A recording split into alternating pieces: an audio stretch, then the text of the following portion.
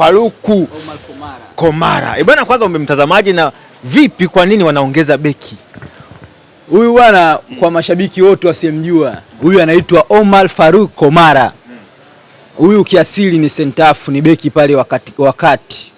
Ni beki mzuri kabisa. Unaweza kuona amezaliwa mwaka 2000 Novemba.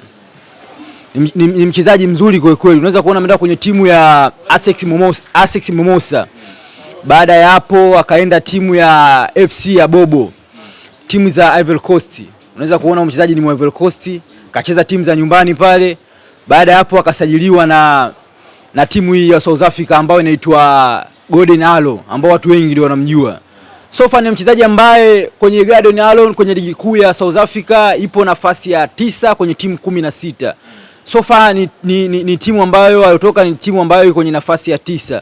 Unaweza kuona kocha yake ambaye aliyemwamini, aliyemtengeneza profile yake kubwa ni huyu kocha ambaye ni Mankoba. Ni kijana wake ambaye alimjua zaidi. Huyu bwana kiasili kama nilivyokuambia awali ni center back, ana uwezo mzuri wa kucheza namba 4 na ana uwezo wa kucheza namba 5. Sofa vile vile anaweza akacheza namba 6. Ni defense midfielder ambapo kama endapo timu inapohitajika acheze namba 6, atacheza namba 6. Ni mchezaji bora kabisa. Unaweza kuona anatumia mguu wa kulia. Vile vile ni ana composure hali ya juu. Ni mzuri sana hewani. Anapiga vichwa, anaokoa mashambulizi. Sofa hata kwenye utulivu vile vile anaweza kucheza namba 4, namba 5 kwa ufanisi. Ndugu yangu wa Matole, mchezaji ukimwona sentafu anaweza akacheza namba 4, namba 5 na namba 6. Ni mchezaji ambaye kwanza ana control, vile vile anaweza akaanzisha mashambulizi na akapiga pasi kwa ufanisi. Kwa tafsiri ya haraka, mchezaji anaweza kucheza namba 6 na namba 4, namba 5 kwa ufanisi. Huyo ni fundi. Ni mchezaji bora kabisa. Ndio maana nakwambia safari ya Yanga sijui wamekusudia nini. Unaweza kuona katika upande huu wa makocha, kila kocha anaamini kwamba ana silaha zake ambazo wanaweza kumpatia matokeo. Unaweza kuona huyu kocha Mankoba, huyu Omar Faruku ni mchezaji ambaye anamfahamu vizuri, alikuwa naye kwenye kikosi cha Golden Arrow cha South Africa. Sasa ameleta silaha yake pale, anasema kwamba nyinyi mna Ibrahim Baka, mna Bakari Mwamnyeto, na mimi na silaha yangu ambayo naiamini, ambayo inaweza ikapambania namba hapa, inaweza ikatufikisha kwenye malengo yetu. Sofa namuelewa kwa nini huyu kocha ameamua kuja na silaha yake, yani bunduki yake ambayo anaamini yeye inaweza kwenda kuzuia vizuri pale nyuma. Sasa kwenye upande wa defense, kwenye upande wa center half, Yanga watakuwa na ma center half almost 4.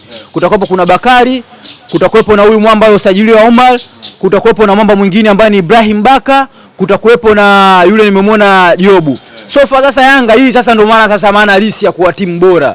Unakuwa na wachezaji ambao kila nafasi na watu wawili au mpaka watatu.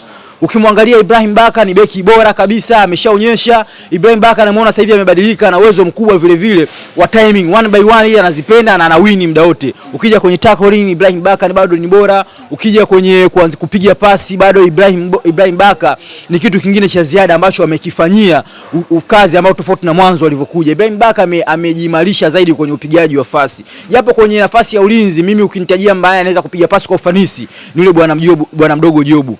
Jobu unaweza kuona kwenye upigaji wa pasi ni mzuri zaidi, ndio maana makocha wengi hata kwenye timu ya taifa wanampenda kumwanzisha Jobu. So far japo Jobu ana udhaifu kwenye mipira ya juu, ndio maana Bakari huwa anaanza mbele ya Jobu. Lakini kwangu mimi ukielekea Jobu na Bakari ndio Mwamnyeto, bado mimi nitaenda na Jobu kwenye kukaba na vile vile kwenye kuanzisha mashambulizi.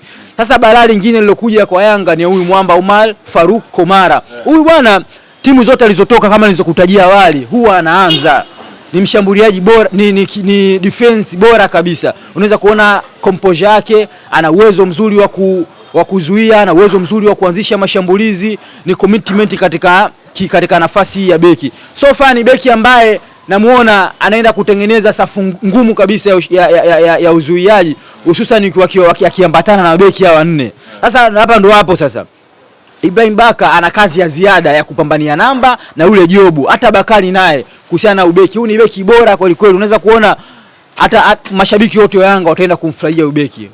Ni beki ambaye timu zote alizocheza huwa anaanza na ana tabia kwamba ya commitment, ya utawala katika nafasi ya center half. Sasa maswali yamekuja kwamba amekuja mchezaji ambaye ni kipenzi cha kocha. Pengine sasa itakuwa vipi kwa upande wa Ibrahim Baka huenda sasa tunaenda kumsahau kwa maana ya anaenda kupotea kwa sababu kipenzi cha kocha amekuja. Maswali yalikuwa katika upande huo. Wewe unaonaje? Tunaenda kupoteza hazina ya taifa? Kwanza wanaosema kwamba wanaobeza usajili wa beki huyu au hawajui boli. Unaweza kuona ili upate kuwa na timu imara, lazima uimarishe kwenye safu yako ya Oskipana. Ili uweze kuwa na timu imara, lazima uimarishe safu yako ya ulinzi. Kitu cha kwanza kabisa kwenye mchezo wa mpira miguu, cha kwanza kocha bora anaimarisha safu yake ya nini? Ya ulinzi. So far ndo maana mimi naelewa Yanga kwa nini wamemleta huyu beki. Wana mabeki bora, ukimwangalia Ibrahim Baka ni beki bora, Jobu beki bora, hata Bakari naye kwenye mipira aerial juu, mipira ile ya juu bado anakupa ubora. Kumleta huyu sentafu maana yake nini? Kwenda kuimarisha hususan katika mashindano ya kimataifa. Kuna baadhi ya mechi Mwamnyeto anafanya makosa, amefungisha na mashabiki wa Yanga wanapigia sana kelele ile jambo. Unaweza kuona hata Ibrahim Baka naye kuna baadhi ya mechi anakuwa yuko fit. Na vile vile ninapozungumza kimataifa anamaanisha nini? Unahitaji kupata mchezaji ambaye mwenye uzoefu wa kutosha, mchezaji ambaye mwenye mpambanaji, ambaye anaweza akaleta commitment pale nyuma. Na ndio maana nakwambia safari kwa hata kwenye safu ya beki bado Yanga wana machaguo sahihi. Ukimwangalia Bakari kwenye mipira ya juu, Bakari anakupa namba za kutosha. Ukija kwenye kupiga pasi bado kuna Ujobu pia anapiga pasi kwa ufanisi. Ukija hata kwenye upande wa man to man, bado huyu Sergeant bado ni mchezaji bora kwenye kutumia nguvu, na kwenye sasa hivi amemwona amejimarisha kwenye upande wa nini? Wa kupiga pasi. Kwa so far naiona Yanga inaenda kutengeneza shape bora kabisa ya ulinzi ikiwa chini ya huyu kocha nani? Kocha Mankoba. Na tukumbuke huyu beki ameletwa na huyu Mankoba kwamba hanamuamini kwamba ataweza kwenda kuilinda vizuri shepu ya ulinzi ya Yanga. Sio fa tutegemee safari Yanga wanaenda kutengeneza shepu bora ambayo itakuwa ipitiki, na shepu ambayo itaweza kuwazuia Al Ahly, ambayo shepu ambayo itaweza kuizuia Mamelodi hususan katika mashindano ya kimataifa. Ndio maana nakwambia ndugu yangu Anodi, katika mashindano ya kimataifa Yanga watakuwa imara zaidi, hususan kwamba kila sehemu watakopo na machaguo ya wachezaji wawili ama watatu ambao wote wana ubora ambao wanaenda kufanana. Sasa hii inakuwa in favor kwa timu yao.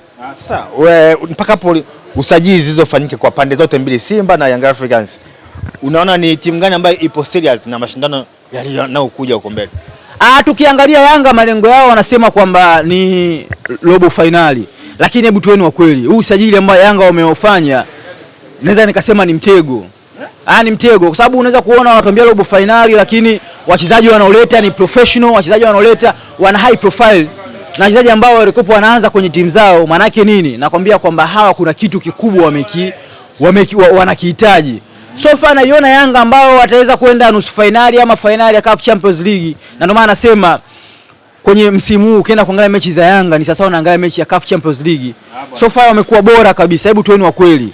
Ukiniuliza mimi usajili wa Yanga na usajili wetu, so far bado Yanga wamekuwa bora hususan kwenye upande wa usajili. Ukiangalia wachezaji wale usajili almost wana kila mchezaji nafasi, yani kwamba kila nafasi wana mchezaji ambayo almost wachezaji wawili au watatu. Ndio maana nakwambia safari hii itakuwaje kwenye kosi Yanga ambaye mwenye uhakika ambao utasema huyu atacheza bado, ambao ukiniuliza mimi nitakwambia labda Shalulile, lakini hata Alan Okero bado ana kazi ya kumuonyesha Mankoba kwenye uwanja wa mazoezi. Pacha bwana, kauli moja ambayo imewastua watu ni aliyozungumza semaji wa Young Africans Ali Shabani Kamwe. Amezungumza kwamba kuna mchezaji anafanya mazoezi katika timu fulani lakini sio wa kwao. Nani anafanya mazoezi nao lakini sio wa kwao, ni mchezaji wa Young Africans. Ni nani huyo? Hizi kodi unaweza kuzijua?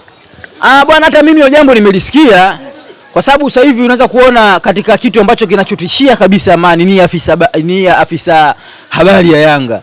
So far wamekuja kwa namna fulani ambayo ina utofauti. Unaweza kuona, hebu angalia usajili wao, wachezaji ambao wana usajili, hakuna mchambuzi wote ambaye anaweza akajua. Hususan hata sisi upande wa mashabiki, so far wameleta pattern au kodi ngumu ambayo ni ngumu kufahamu. Kwa so far wanaposema kwamba kuna mchezaji anafanya mazoezi kwetu na ni mchezaji wao, hii ina asilimia fulani, kwa sababu unaweza kuona wachezaji wote ambao waliowasajili ni tuseme kwamba hatukuwajua. Kwa hiyo hii kwa namna fulani kama sisi mashabiki wa Simba so far inatuogopesha. Na hao jamaa wakisema huwa watanii, ukiniuliza mimi, kwa sababu unaweza kuona usajili bado halijafungwa, bado lipo, na wanaposema hao jamaa hawatanii yote. mara nyingi wamefanikiwa. Unaweza kuona walizungumza kwamba watamleta namba 8 yule nani anaitwa Ngoma, wamemleta. Wanasema kuna namba 6 anakuja, japo hajatujiambiwa nani atakuja, lakini so far ukiniuliza mimi kwamba kuna mchezaji wao yupo kwetu, mimi naweza nikaungana nao kwa sababu walichosema 95% wamefanikiwa. Na kilichoshangaza zaidi ni pale yule aliyemleta kama namba 6 ameonekana anavaa namba 10, lakini namba 6 yenyewe haijavaliwa. Na ndio maana nasema safari hiyo jamaa wamekuja kitofauti. Kuna kipindi fulani ndugu yangu Anodi, kabla ya usajili hujaanza, shabiki pekee alisema kwamba hawa jamaa safari hiyo wanakuja kitofauti ni mimi. Nilisema kwamba hawa jamaa safari hiyo wanakuja kivingine, mashabiki wengi walinibeza. Lakini leo hii mashabiki wote wameamini kwamba hii management ya Yanga imekuja kiutofauti.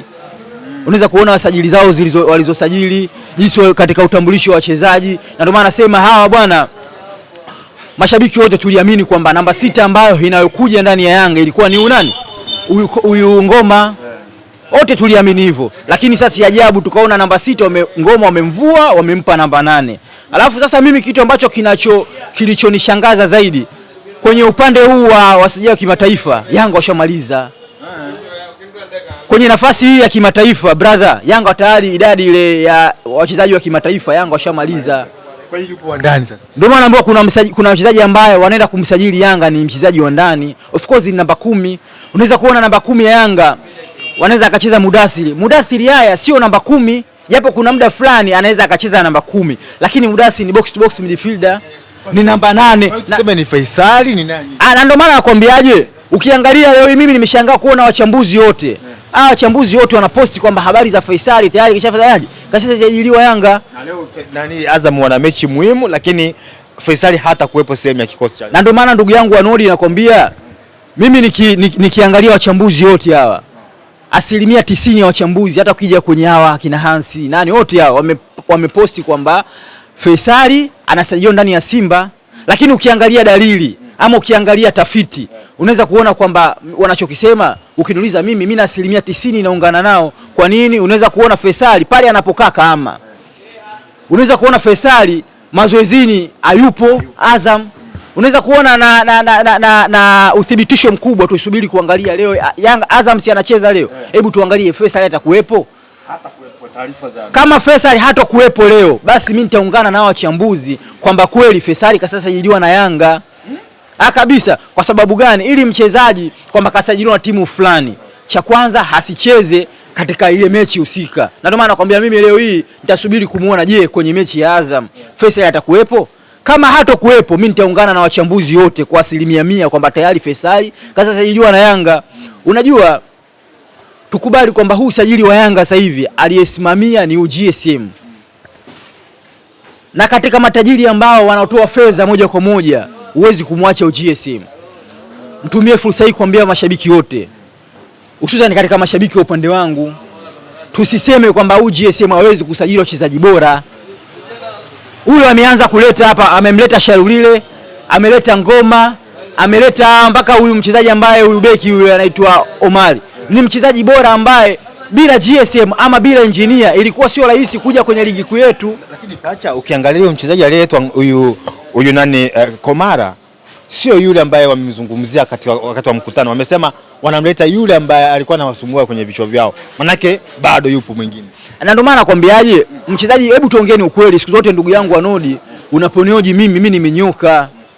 Mchezaji ambaye alikuwa anawasumbua Yanga ni watatu. Ribase Gay, unaweza kusema Faisal ambaye, na mchezaji ambaye tulisikia hizi wanavomtaka Igimugisha. Kwa so far ukiniuliza mimi mchezaji kama kwenye nafasi ya wachezaji wa kigeni Yanga washamaliza. Baada ya kumsajili ubeki huyu Omari, ndio Yanga washamaliza katika upande nini wa kimataifa. Na unavyoangalia Yanga kwenye timu yao hawana namba 10. Na tumeona wachambuzi wote wamemposti Faisali kwamba Faisali anakuja ndani ya, na ukiangalia Faisali anapokaa ameshahama. Na ndio maana mimi nasubiri kuona leo katika mechi ya Azam, je, Faisali atakuwepo? Na tunaambiwa mchezaji ambaye alikuwa anawasumbua. Sasa kuna mawili, aidha anaweza kawa Elim Panzu au aidha anaweza kawa Faisali. Lakini mimi leo wa kigeni, na ndio maana nakwambia kwenye wa kigeni washamaliza. Kuna mtu aliniambia kwamba Depo Yanga wanamwacha. kwamba Depu wanaenda kwenye timu fulani kutoka wapi? Hata jana hakuepo kwenye namba yao. Depu kweli haja kuepo. Sasa mimi ndio maana mimi nakwambia ili niweze kukujibu majibu yako, nitasubiria leo kumuona, je, kwenye mechi ya Azam Faisal yupo? Okay. Faisal kama hato kuwepo, mimi nitakwambia kweli Yanga wamemsajili nani? Faisal. Lakini tunavyoziona hizi uvumi ukiwemo wachambuzi wote wamesema kwamba kuna 90% Faisal kasajiliwa nani? Na Yanga. Mimi nitasubiri kujiridhisha kwenye leo kwenye Azam wanacheza, tuangalie je, Faisal yupo? Kama Faisal hato kuwepo, basi kesho kija nitakwambia bwana Faisal tayari Yanga washafanyaje? Washamsajili. Acha. Bwana, kilichoshtua tena watu kingine ni jana Young Africans mara baada ya kwenda kufanya mazoezi katika uwanja uliozinduliwa siku ya jana. Watu wamejiuliza maswali, kwani ile ndio Yanga Day ndio kitu gani? Mbona mashabiki wamefurika kiasi kile? Uwanja umetapika. Ile imekuwa wewe kwanza umeichukuliaje kwanza tukio la jana hili? Kwanza mimi tukio la jana mimi mwenyewe limenichanganya. Nimeona kuna baadhi ya mashabiki wananipigia simu, bwana Yanga Day Yanga wanafanyia huko, wanaita wapi? Buhari, wapi huko? Huko Katoro. Mashabiki wengi wamenipigia simu, kuna wengine wa South Africa, wengine Marekani, wengine hata hapa kwetu Mbeya, Mwanza, kwa sababu mimi washabiki wengi wananipigia simu. Wanaingia kwenye namba zangu, wananitafuta, wananipigia. So far wananiuliza maswali mengi. Sasa mimi nikawaambia ile ni Yanga wanazindua tu uzinduzi. Sio Yanga Day. Yanga Day itafanyika Uhuru. Si ndio? Sasa mimi nashangaa hicho wanachokifanya Yanga. Kila sehemu wanapoenda wanaamsha shangwe. Na ndio maana nasema wa jamaa safari wamekuja kivingine. Kwamba kilichowashawishi mashabiki nini? Wachezaji? Unajua hususan katika upande huu sasa hivi Yanga wanachokifanya, ndio maana nasema huu usajili tosha waliofanya Yanga ni kivutio. Hebu tueni wa kweli. Sisi tulishazoea kumuona Peter Shaluile, tulishazoea kumuona Ngoma au kumuona huyu anaitwa Sheture. Hawa wachezaji kama hawa wana hadhi ya nyota 5. Tulishazoea kuona kwenye TV. Leo hii tunamuona huyu Peter Shaluile live. Alafu kwa 7,000 au 10,000. Ndio maana nasema hawa wachezaji waliosajili Yanga ni kivutio ndani ya ligi yetu. Kwa hiyo popote watapoenda tutegemee kwamba watajaza uwanja, watu watajaa kupitia wachezaji. Na ndio maana mimi ndugu yangu Anodi waga nasema hawa wachezaji waliosajiliwa Yanga sio kama wataenda kuupa in favor Yanga peke yake. Hata sisi Simba nao, ukija hata Coast, jana nimeona hata kuna timu fulani ya Geita nao wameiga utambulisho wa Yanga. Hawa Geita nao wamependa kile wanachofanya Yanga. Na ndio maana nakwambia haiwezi kunufaika Yanga peke yake. In favor kwa Geita, ujio wapita, in favor hata kwa sisi, hata Azam nao. Kwa sababu Yanga inapoenda kucheza hata pengine Geita, Yanga inapoenda kucheza hata Tanga, ujio wapita Sherulile, ujio wapita Sheture. So far watu wengi wawekezaji watapenda ligi yetu NBC Premier League. Watapenda kuifuatilia Yanga kwa sababu gani? Kwa sababu wana wachezaji bora na wachezaji wana hadhi ya nyota 5. Na ndio maana nasema kama utani wa jadi tunaweza tukawabeza wachezaji, tukawaita wazee, tukawaita wachezaji wamefeli. Lakini hawa wachezaji brother, ni kuhakikishie ni wachezaji bora ambao timu zote za Kiafrika ama za Ulaya zinatamani kuwa nazo. Na maana nakwambia ngoja ligi ianze alafu Yanga ikacheze Mbeya ama Yanga ikacheze hata Tanga, utaona uwanja unajaa na hizi timu zote zitapata mapato kupitia wachezaji wa Yanga. Sawa, acha tumalize na hili. Jana tumeona Simba Sports Club wametoa taarifa kwa umma kwamba masuala ya migogoro, masuala ya bodi ya wakurugenzi tunaacha nayo, kwanza tunaweka pause, tunaelekea katika upande wa Simba Day lakini pia na ngao ya jamii. Umelipokeaje? Inaenda kuwasaidia mashabiki nyie kuwa na amani? Kwanza mimi kilichofanya klabu yangu, ndugu yangu, mimi niipongeze. Niipongeze management ya Simba. Kwa sababu gani? Kwa sababu unaweza kuona hii migogoro ilipofikia kwa kweli ilikuwa inatia aibu. Shabiki wa kawaida kabisa alikuwa anajua ndani ya timu yangu kuna mgogoro. Na mimi nilisikitika zaidi kuona viongozi wangu wanagombana. Wanaonyesha utoto. Of course viongozi ama taasisi kama klabu yangu kugombana vile hususan katika public, kila mtu anamnyoshia wenzake vidole, ni aibu. Na ndio maana nasema inatakiwa jifunze kwenye klabu, hususan hata kwenye klabu ya Yanga nayo, kwa sababu unaweza kuona uongozi wa Yanga na uongozi wetu, uongozi wao ni bora kuliko uongozi wetu. Na ndio maana nasema ndugu yangu, ilichokifanya mimi nitaipongeza kwamba kuzima hii taharuki, kwamba kwa sababu unaweza kuona sisi tuna Simba Day na vile vile tuna ngao ya jamii, inahitajika umoja. Japo mimi hususan kwamba mimi niwe mkweli kabisa. Niwe mkweli, mimi nimesikitika alivyoondoka huyu mshambuliaji wetu anaitwa Mwalimu. Of course kwangu mimi Mwalimu na Diombia bado mimi na nani? Na Mwalimu. Lakini nimefurahi hujio wa nani? Wa Neo Maema. Unaweza kuona Neo Maema nimesikia anarudi ndani ya Msimbazi. So far unapomzungumzia Maema msimu uliopita alitengeneza chemistry nzuri. Maema, Chama, Ribase Gay na Ura wamemrudishia huyu kocha wetu Steven Becker Neo Maema, ni jambo zuri ambaye anaweza kuongeza kitu ndani ya timu yetu. Kwangu mimi ukiniambia kwamba Maema, nitakwambia ni mchezaji mzuri, ataenda kutusaidia ndani ya timu yetu ya Simba. Kwani wewe mpaka sasa hivi yule Mohamed Dumbia hajakushawishi, ambapo siku ya jana wamecheza mechi ya kirafiki dhidi ya El Merreikh, Dumbia ametupia goli moja? Hebu tueni wa kweli ndugu yangu, tueni. Ukiniambia mimi Dumbia mchezaji ambaye anatupeleka nusu finali, mimi nitakwambia hapana. Haijalishi hata kama anatoka kwenye timu yangu, lakini kwenye kweli lazima tuzungumzie kweli. Mimi ukiniwekea hapa Dumbia na Mwalimu, mimi nitaenda na Mwalimu. Kwa nini? Mwalimu ana uzoefu na Mwalimu ana uwezo wa kurudi nyuma kusaidiana na viungo endapo timu itapozidiwa. Lakini Dumbia ni kiasili mchezaji ambaye anasubiri kusimama kutengenezewa. Dumbia hana plan B endapo timu tutapozidiwa. Huyu Dumbia ni mchezaji ambaye anasubiri kutengenezewa zaidi. Brother, haya maneno nawazungumza, ipo siku mashabiki wote wa Simba wataungana na mimi. Dumbia ni mchezaji wa kawaida. Mtumie fursa hii kuambia management yangu, kama tunamtegemea Dumbia hatupeleke nusu finali, bado huyu mchezaji hatoshi. Kabisa, tueni wa kweli. Lakini ndaipongeza management kwa kumleta Neo Maema. Alichokifanya Neo Maema msimu uliopita ni kitu bora. Neo Maema katika wachezaji watano ambao walitengeneza safu bora ya ushambuliaji pamoja na Neo Maema, na ndio maana nasema kwa Neo Maema yes, kwa Dumbia hapana. Sasa wewe unaonaje kwa huyo Dumbia na Depu, ukipewa hapo ondoka na moja, ondoka na nani? Mimi binafsi siku zote mimi nimenyoka. Ukinipa Dumbia, ukinipa na Depu, mimi nitaenda na Depu. Kwa nini? Depu kaonyesha kwamba hana target. Japo Yanga hakuweza kucheza mbele ya nani? Mbele ya Dube. Kwa sababu Dube na Depu so far mimi nitaenda na Dube. Lakini Depu bado mchezaji ambaye ana target. Uchezaji wa Dube, wa Depu na uchezaji wa Dumbia wanafanana. Wote kiasili wanasubiri kutengenezewa. Unaweza kusema ni washambuliaji ambao wa kusimama. Lakini bado huyu Depu kaonyesha kwamba ana target. Depu kaonyesha kwamba ana uwezo mzuri wa matumizi ya vichwa. Depu kaonyesha kwamba unapomwekea kwenye space anafunga, na akafunga magoli mengi kwa nafasi alizopewa Yanga huyu Depu na magoli aliyofunga. Mimi nitaenda na Depu kulinganisha nani na huyu Dumbia. Kama endapo Yanga watamwacha nani huyu Depu, mimi nitumie fursa hii kwa management yangu, twende na huyu Depu ukiachana na huyu Dumbia. Of course kwa sababu Depu ana kitu zaidi ya Dumbia. Hebu ambie mashabiki wenzako wote. Sawa, shukrani sana. Asante.